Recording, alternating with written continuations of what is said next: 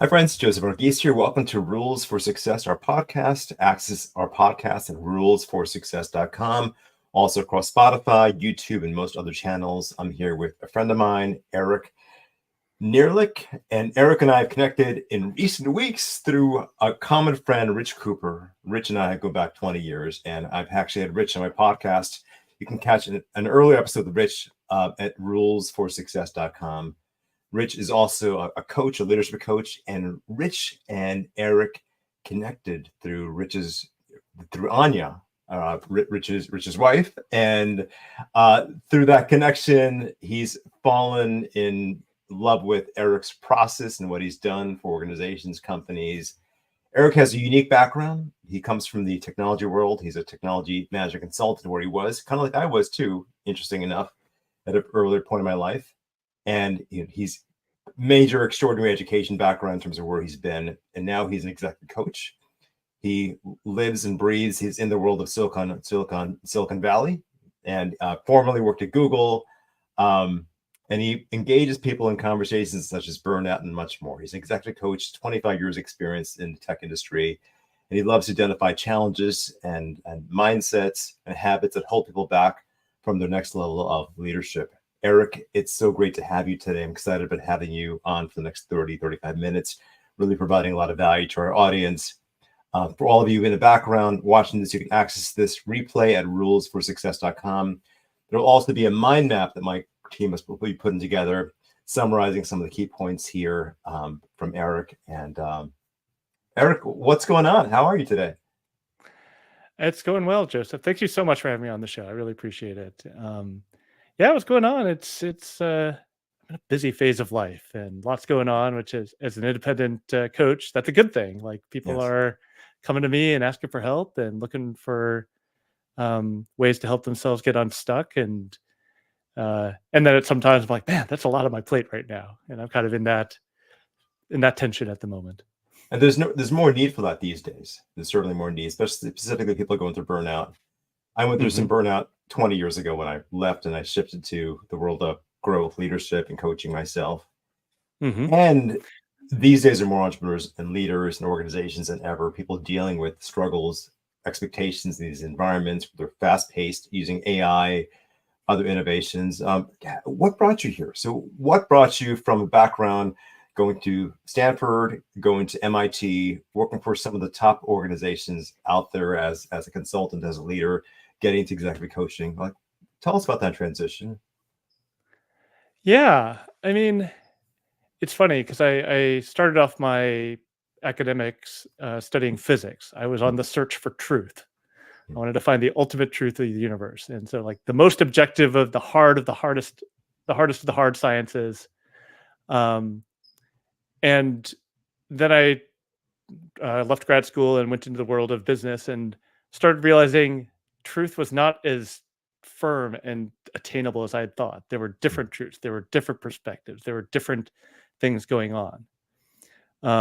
This was really brought home to me at one of my jobs where the engineering team was delivering great results. I was an engineer at the time, and stuff no one else in the world could do at the time. And I was like, man, we are succeeding. We're going to do great. This is the .com era. So I'm like, we're going to make our millions of dollars. I'm on my rocket ship. And the company raised money. They raised like $40 million. I'm like, oh yeah, we are like going to go to the moon. And then we went bankrupt a year later. I'm like, I'm missing something. There is something that I did not understand here. And so again, me being a scientist by training was like, what is the truth I'm missing here? And I realized the truth was leadership. We had a CEO that was making decisions that were not aligned with reality, and that eventually caught up to him. And so that was, almost 20 years ago now. But since then, I've been kind of moving more and more into exploring this practice of leadership, because I realized leadership is a multiplier. It's what it can take an average organization and make it extraordinary. It can take an extraordinary team and turn it to zero. And helping leaders become better, more effective, create more impact is what I help them do now as an executive coach. And what people don't realize is it all starts with what's inside you. And Starts with the individual. Starts with the leader dealing with their own stuff And that's Yes. where the magic is. And so that's what I do now is I help people discover their own truth, their own meaning, their own purpose. And then with that clarity, they can focus and create the impact they want in the world. You've written a book on this topic too that came out a year ago, I believe, right? Specifically on the journey and creating impact, and how was that journey becoming an author? And I mean, impact is basically that. You know, we write books, write articles, create content, do these podcasts. How has that journey been in taking all of those ideas, right, from coaching executives, leaders out there in Silicon Valley, and I'm sure other places too, because we live in a virtual world now. How has it been being able to do that? Yeah, I mean, writing a book was one of those things I've dreamed about since I was a kid, but I never knew what I wanted to say. But in my first couple of years, first 3 years of coaching, I realized I'm coaching dozens of different executives from like different backgrounds, different functions, finance, engineering, sales, product. And I was saying the same thing to all of them. And I'm like, that's interesting. Like the same ideas, the same stories, the same challenges are coming up across all these different people, all these different functions. So then I was like, I wonder if I can take what I do in these coaching journeys one on one and turn it into a book form. And that was the challenge I set myself. And the book is out. It's called You Have a Choice Beyond Hard Work to Meaningful Impact. Um, and yeah, what you said, it putting something out in the world is a lot of work, but it creates opportunities for connection. I mean, this is actually how Anya read the book. I was like, this book's amazing. And she was like, Rich, you got to read this book. Yes. and Rich reached out to me. I was like, that was good. Like, let's talk. And he connected me to you. And like, so we wouldn't be on this podcast if I hadn't taken the initiative to put something out in the world of this is what I stand for. This is who I am. Absolutely. Absolutely. So one of the choices, as I understand it from tapping into your book, is taking personal responsibility. This is like a wisdom passed along generations, Stephen Covey, or different organizations. It's changed my life. And I built an organization focused on accountability called Success Circles, taking this one idea. When we're 100% accountable, we're a cause in our lives. It's freeing. It's freeing. I'm curious, how do you bring that concept to individuals, to executives, to leaders? Because as you mentioned before, so year 2000, all these .coms, I was also in that era too as well. So I went to a lot of parties back then in my early 20s. And so a lot of .coms falter and fail. And of course, in recent years, you're seeing a number of organizations and crypto organizations, and a lot of the news specific around leaders who haven't taken personal responsibility. They've gotten into blaming their partners or blaming their other people just to avoid jail time. How do you bring this distinction to the individual, to the entrepreneur, in a way that's freeing to them? And I know your clients aren't just entrepreneurs per se, but they're the whole wide gambit, especially top organizations. You were recently at Google as an example. How do you do that? Yeah, I mean, I do work with entrepreneurs. And I guess first thing I'll say is like, yeah, this is not new knowledge. You mentioned Stephen Covey. I mean, if you go back to the Roman Stoics, like Marcus Aurelius said the same thing. Yes. The Buddhists say the same thing. This is something that people keep on discovering over and over again because it's a function of the human brain and how we think. So it's timeless wisdom in that sense.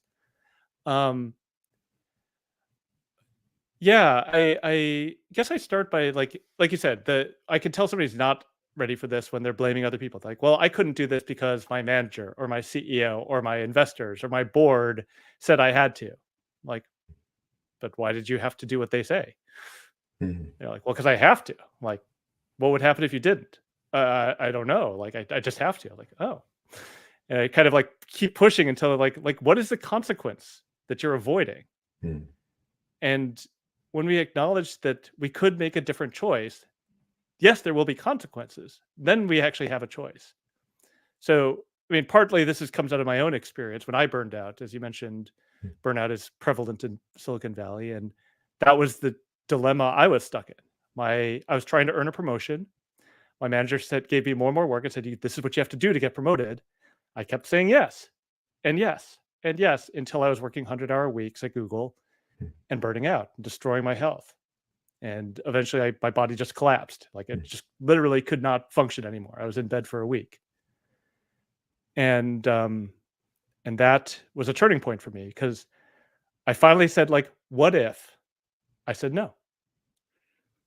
And I did that. And the world didn't end. I said, no, I'm not working this hard anymore. No, I don't want more work. No, I don't even want that promotion. And it changed my life, because all of a sudden I took control. I had choices. There were consequences. Like, yeah, I lost the promotion. My performance rating got slashed. Half my team got taken away because my manager is like, you can't handle it. I'm going to give it to somebody else. Like, okay. And what I got back was my time, my health, and my freedom. And that was a trade I was willing to make. Yes. Those things are priceless. Specifically, I know you're also married and you've got 2 children, as do I as well. Also, two or 3 children. Remind me again. I have 2 and a third is on the way. So Yes. we will be 3 in a month. Yes.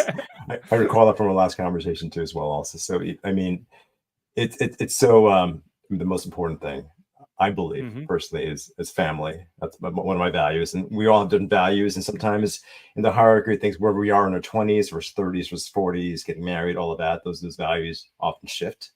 And for me, prioritizing health is a vital part of that as well. So I acknowledge you for really prioritizing yourself.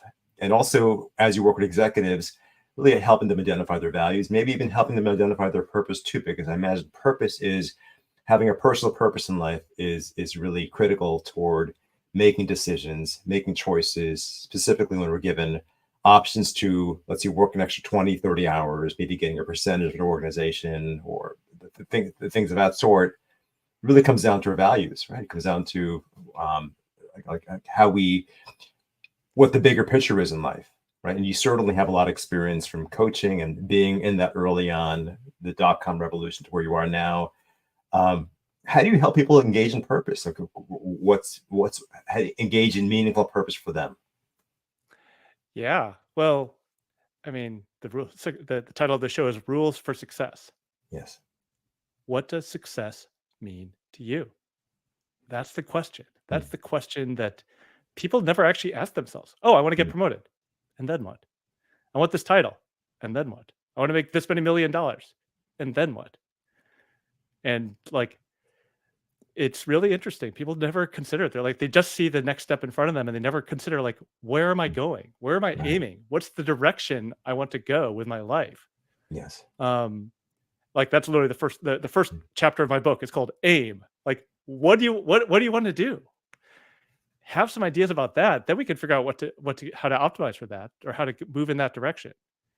And as you said, that clarity around our values, around our purpose, around what we consider success, that simplifies decision making tremendously. I mean, this is a minor example, but at some point recently, I was talking to a potential client. They're like, "Oh, can you meet Saturday?" I'm like, "No." Like, "What do you mean?" I'm like, "My weekends are family time." Yeah. And they're like, "But I just need like 30 minutes." I'm like, "No, like my family comes first on the weekends." And they were just like, they were first taken aback, and they're like, "I've never heard somebody be so clear." Because I knew this way I have chosen to run my life, and I'm not willing to compromise that. It's setting right boundaries, and exactly, not willing to compromise your boundaries, your values, and got it. That's important. I'm sure that client learned a lot from seeing you and seeing how you operate. Exactly. It models that, like, with that clarity, it actually makes decisions easy. Like, otherwise I could spend every weekend deciding, is this meeting important enough? Is this meeting important for me to go on a Saturday? And like, I made the choice once, and now it's easy. And yeah, I mean, if something was absolutely critical and so important, yeah, I would do it. But it's like, the default is really clear for me.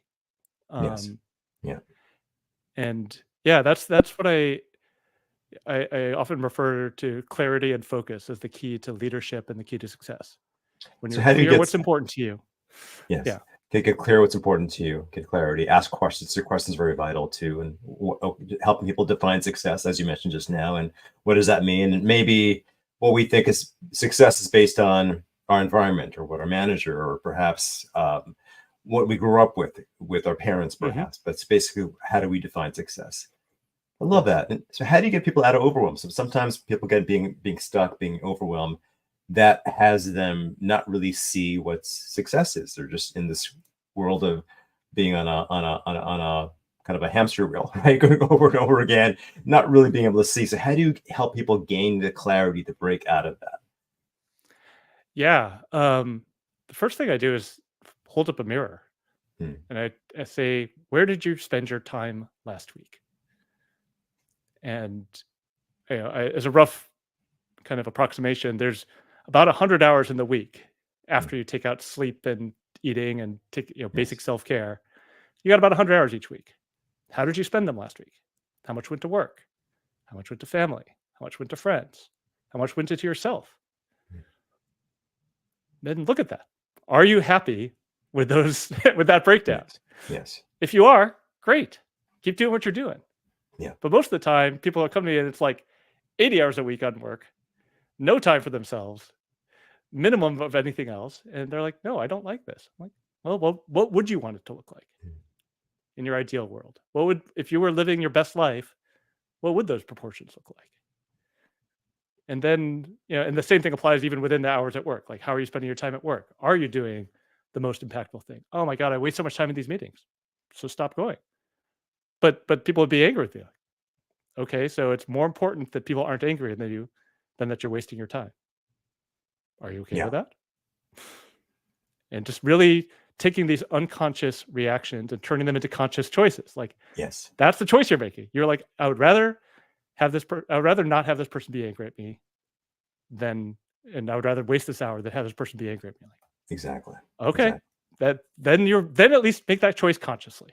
That's all I'm Yes. asking you to do. I think people are often, especially entrepreneurs, they're often struggle with defining a set of what we call in success circles rules of engagement. What a rules of engagement Mm, are. And we've kind of established set of rules that we think meet the needs of the people we're supporting, our family, and so forth. What if we could reshift those rules, right? And then mhm, have people align with the rules we have, and potentially in having a set of rules and values that are out there for people to see, there could be even more respect coming forward as well also, and seeing that model of the world could even create more progress, perhaps. The idea of the Pareto principle, it's a whole kind of idea in the world of technology as well, also focusing on the 20%. And sometimes the 20% might be just eliminating those things, those meetings, or maybe having stand-up meetings, or having maybe more engaging scrum sessions that are more on point versus general meetings. Back in the days when I used to work in the corporate world,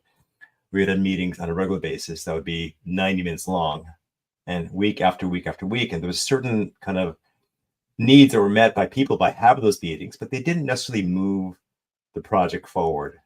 And of yeah. course, in recent years and all this new technology and agile and other things that are out there, they found ways to refine those processes. They've also found ways to engage people in their strengths.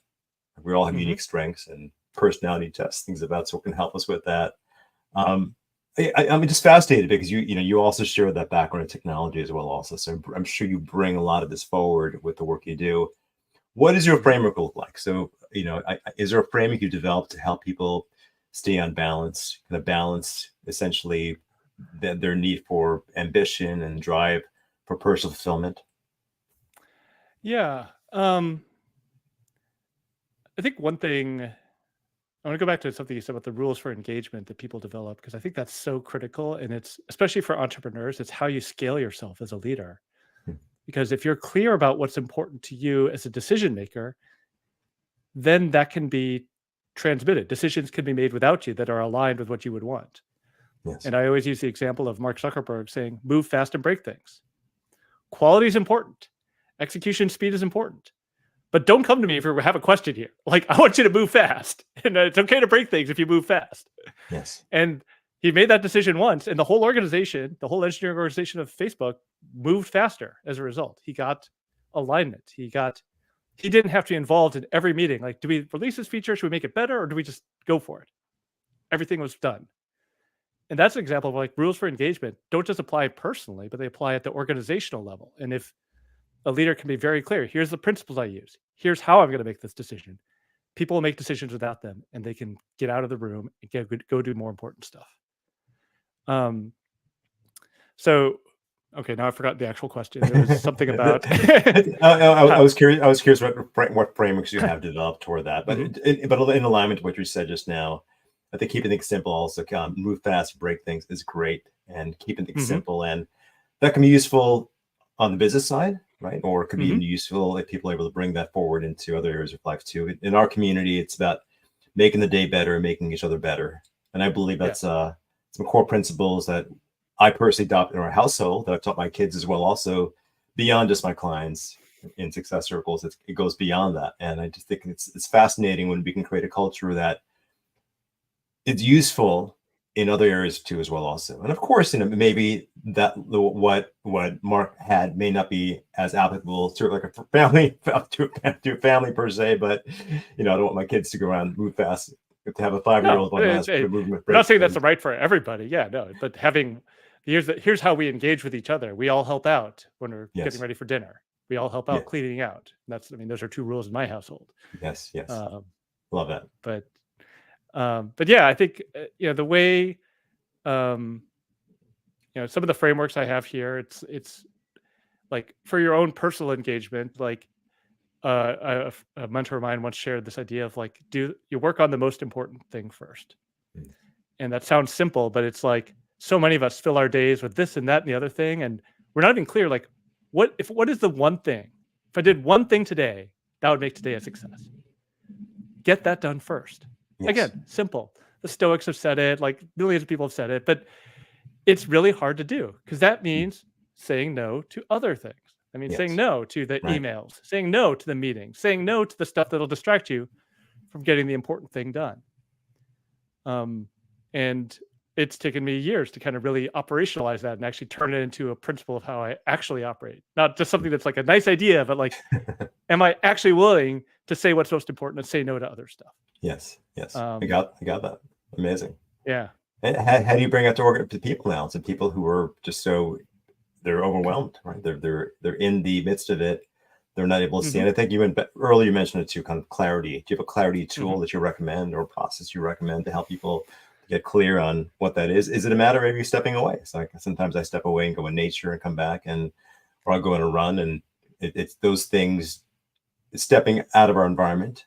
There's a quote from Yogananda. I think Bucky Fuller also requotes it at various points. He's also kind of an engineer. Environment is stronger than willpower. Kind of shifting environments can be a useful thing as well. Any recommendations you have to help kind of anyone, entrepreneurs, leaders, or organizational heads, get clear? Yeah, I think reflection and stepping away is critical. So the smallest micro version is take a minute in the morning when you're brushing your teeth or in the shower or making your coffee to ask yourself, what would make today success? And then take a minute in the evening when you're brushing your teeth or wrapping up your day to say, like, did I do the thing? And if not, what got in the way? And what will I do to address that tomorrow?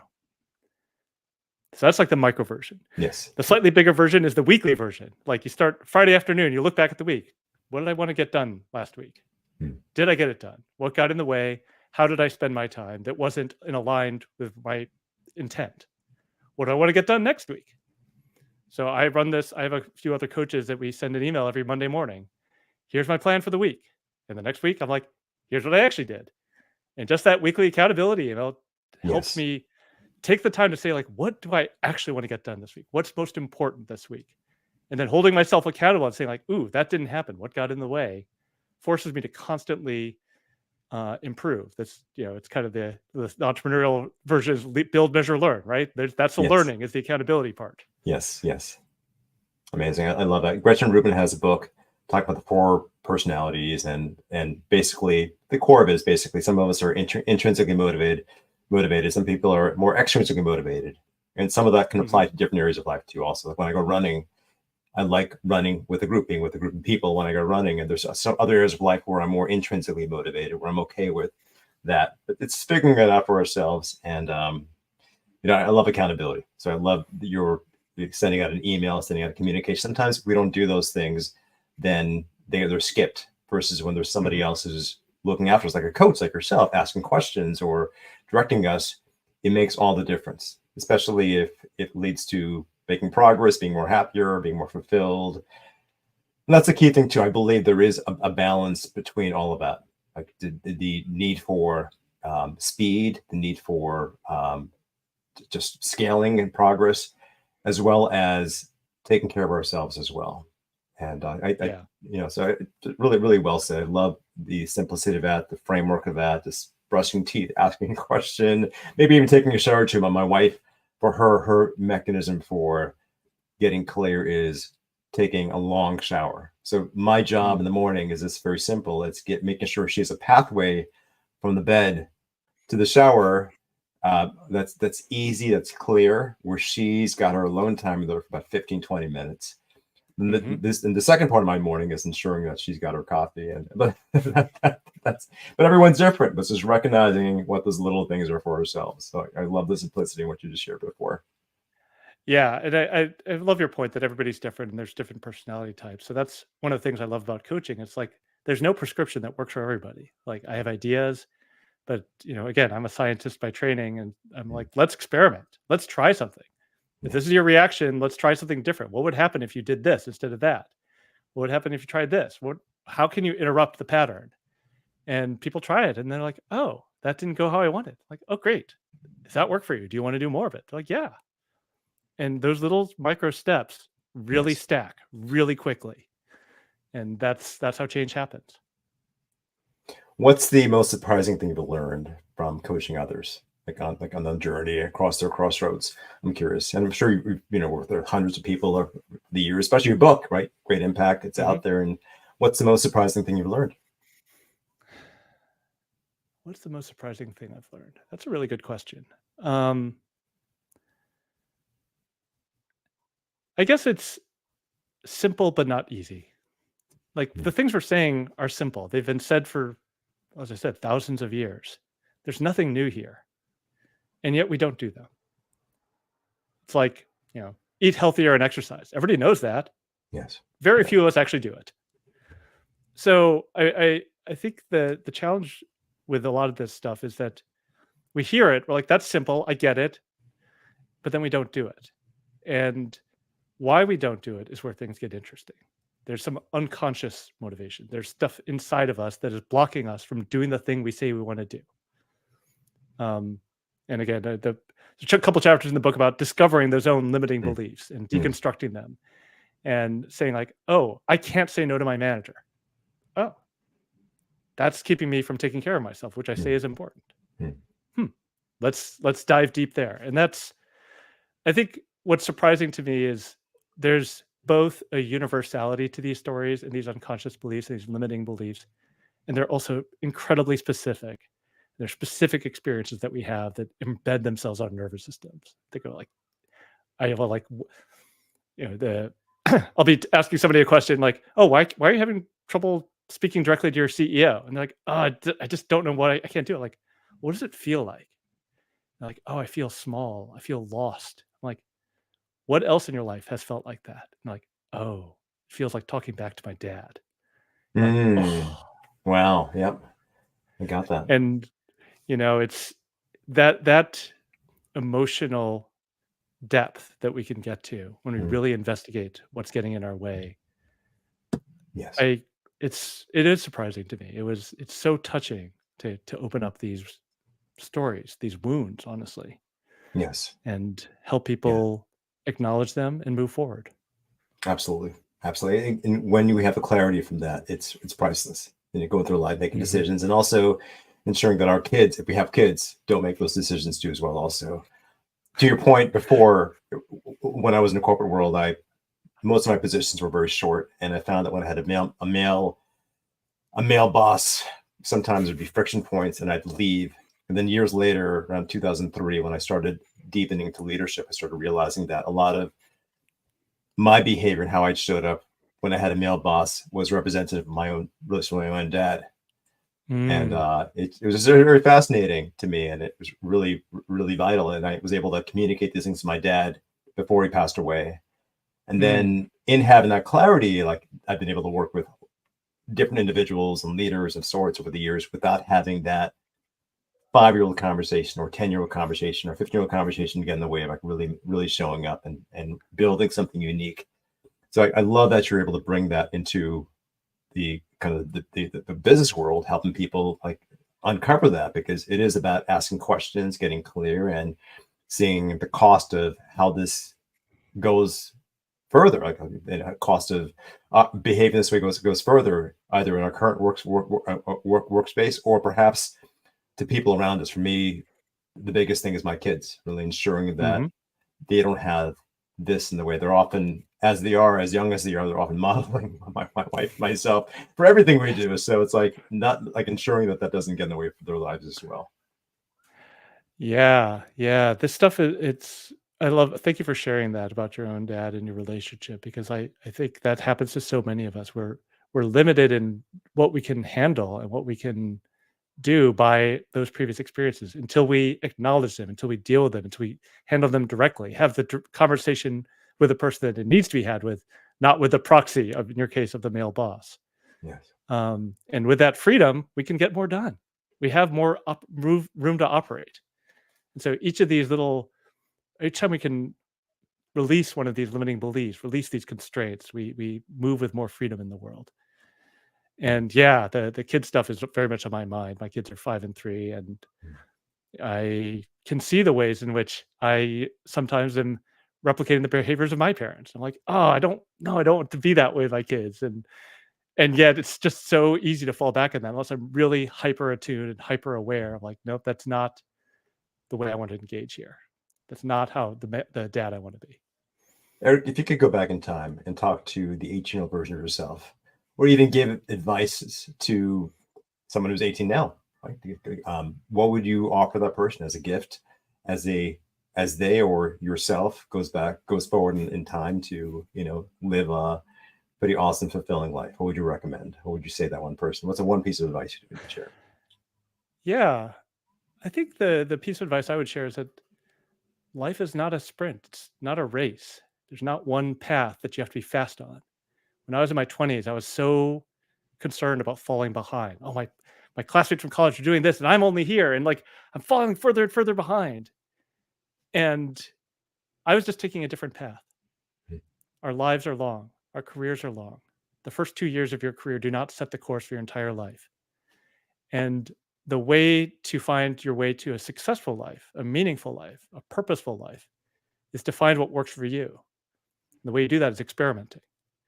So I accidentally did that because I had 5 jobs in my first decade of working. 2 years here, 2 years here, 2 years here, and very different environments, very different situations. And I got much clearer about like, oh, this is what works for me and what doesn't. And once I had that knowledge, that self-knowledge, I was able to apply it and guide my way into a job that was a really good fit, which was being the chief of staff for the search ads team at Google. And now as an executive coach, I now have these meaningful jobs where I can have a lot of success because I found out what works for me. And so, yeah, I would say the first decade of your career, worry less about how fast am I going and more about what direction do I want to go. That's awesome. To totally align with that. Like, what direction do I want to go? Awesome. And next question I have for you, one of the last questions we'll ask you as well, is what rituals, routines do you embrace each day to keep yourself aligned each day? Start your day, end your day, anything stand out? Maybe even rituals, routines, habits you invite clients to take on. You mentioned one before, as far as brushing your teeth and pausing and asking a question, but something specific that you take on each day. I'm curious about that. I'm not much of a ritual person. Like I know that I'm not the Tim Ferriss. Here's my 3-hour morning routine that I follow to make sure I have the most productive day possible. That's Right. not. I mean, partially because I have young kids. It's like Yes. there's just chaos, and like I Exactly. can't commit to always being in the being able to handle habits in a specific form. I mean, I do have these kind of weekly, like, here's what I want to get done this week, that weekly reflection that I mentioned before. And on a daily basis, I think it's more about noticing when I'm going off what I say I want to do. I plan to do this, I didn't do it. I want to always approach my kids with love, and yet I'm screaming at them. And I, instead of, I mean, it still happens. I'm not perfect. And then, but I take the time to reflect, like, what happened there? Why did I get so angry? What's going on in me that their behavior instigated in me? And so it's, I guess, less proactive and more reactive. Like I look for the times when I'm not acting in alignment with my rules for engagement, my purpose, my values, my principles. And I say, let's deconstruct that. Let's postmortem. Let's find out what happened so I can do better next time. So I guess that would be my answer. I love it. And I think it's important to work with a coach to get in dialogue, to have conversations. Sometimes we do this on our own. It goes nowhere. There's a lot of deja vu. We've experienced that in the community. Yep. Yeah, I have both a therapist and a coach, so that I Awesome. use that I deconstruct this stuff with. So that's definitely important to have somebody else to give you that outside view of like, do you see this is what you're doing? Isn't that what you've done, so many times in the past 4 years? Like, yes. Exactly.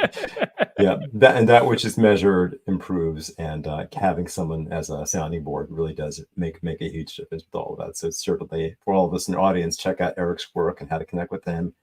I know you have a book called You Have the Choice. It's accessible on Amazon. How do people reach out to you online? What's the best way of reaching out to you? Yeah, you can follow me on LinkedIn. And my coaching site, toomanytrees.com, is where to go to get more stuff. From there, I have a newsletter that comes out every couple of weeks where I share what I'm thinking and reading and writing about leadership and personal development. So sign up for that and check it out. Amazing. Well, I love the work you do. I especially appreciate where you come from. We've a very similar situation in terms of where we've been technology-wise to where we are as far as creating impact. And I really wish you a lot of success as you go forward to magnify that level of impact in the world, which I know you will. And this has been a really fun conversation to have. For our audience out there, check out rulesforsuccess.com. Access this interview with highlights of it. In addition to a mind map summary, that's the engineer in me kind of created mind maps. My team is trained to do mind maps now as well, also kind of holistically kind of put it all together and much more. And also Eric's contact as well, also rulesforsuccess.com. Appreciate the conversation, Eric. Looking forward to our next one as well. Cheers. Thanks so much, Joseph. Really appreciate it.